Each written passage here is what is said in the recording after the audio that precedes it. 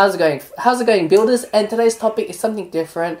And I wanted to make this video not because to be proud of what's going on in the civil rights movement with regards to Rosa Parks movement in America. I chose this topic for in-class essay as a continuity event that occurs in history. So basically I was doing a history course. Now this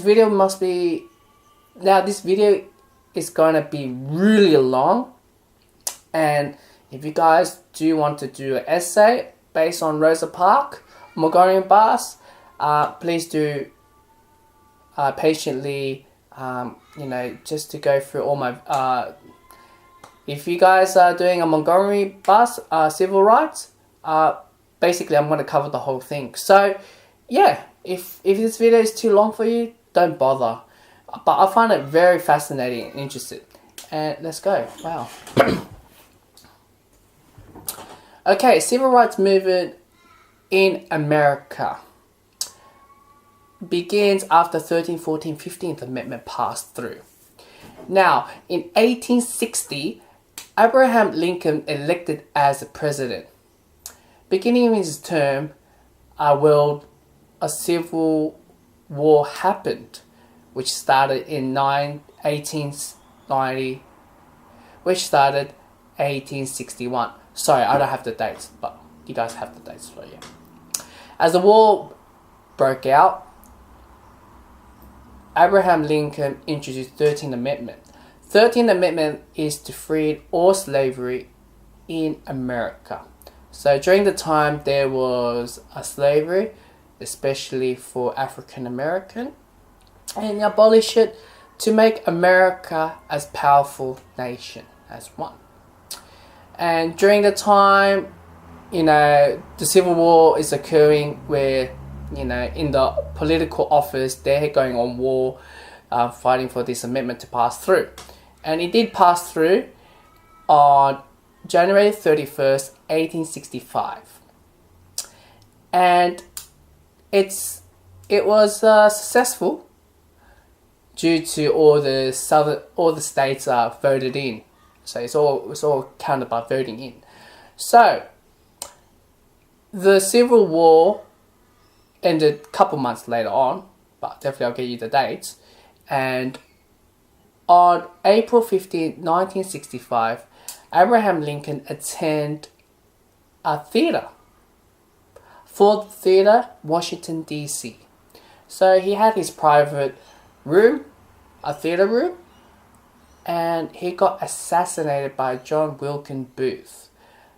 Bullets to his head, and he pronounced dead the next day. As president pronounced dead, Andrew Johnson, who was the vice president, became a president, and to resume Lincoln's legacy by introducing 14th Amendment, which passed on July 9th, 1868. Amendment is to pass on to give all citizen rights for all colored people. Now, colored people refer to Asians, Latinos, outside then whites. So basically, they all got citizenships. And follow up by 15th Amendment, March 30th, 1870. 15th Amendment giving rights, voting rights for the community, to colored people as well, without being discriminating by introducing poll tax or by the race, color, religion, and so on.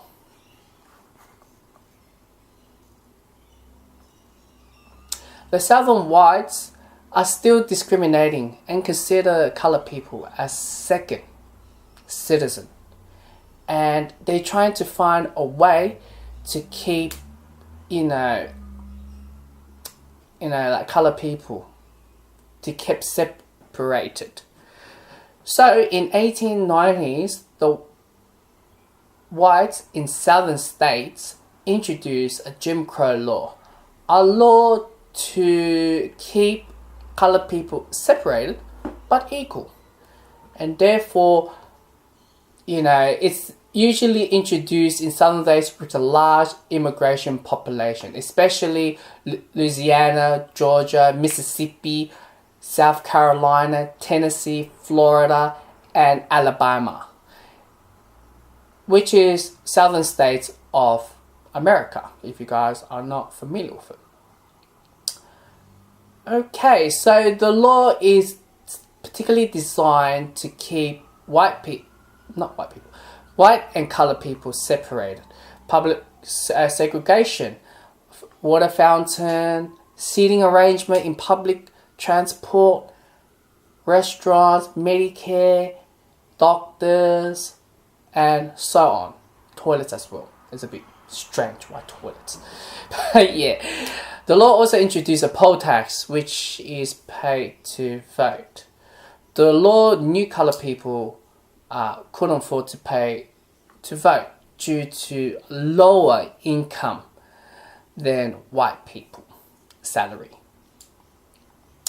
They also make a tougher literacy test for getting registered, making it impossible for colored people to get registered. But that's really is violating the 15th Amendment. And, even for the literacy test for getting registered, they make it very impossible for them to pass. Rosa Parks, a well-educated lady from Montgomery, Alabama, who received a high school diploma. When she turned 21, she is eligible and met the requirements for registered for voting. And during her years for voting, she failed multiple times.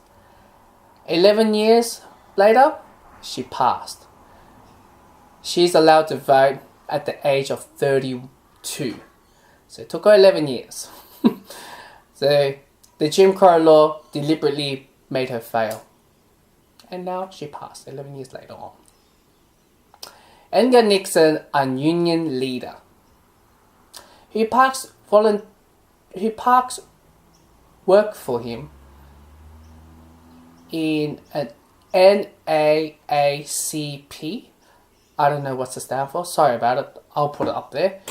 And she volunteered to work there.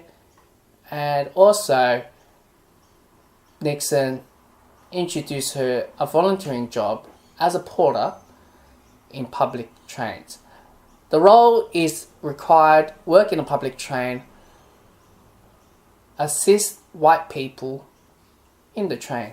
A very luxury lifestyle. And her duty is pretty much just cleaning, moving around luggage, or getting drinks. So basically you can have the idea what's her roles as well. Her third job, a tailor assistant. On 2nd December 1965 afternoon, Parks finished her tailor job and caught Montgomery public bus back home. So, she followed the segregation rules by sitting at the back of the bus.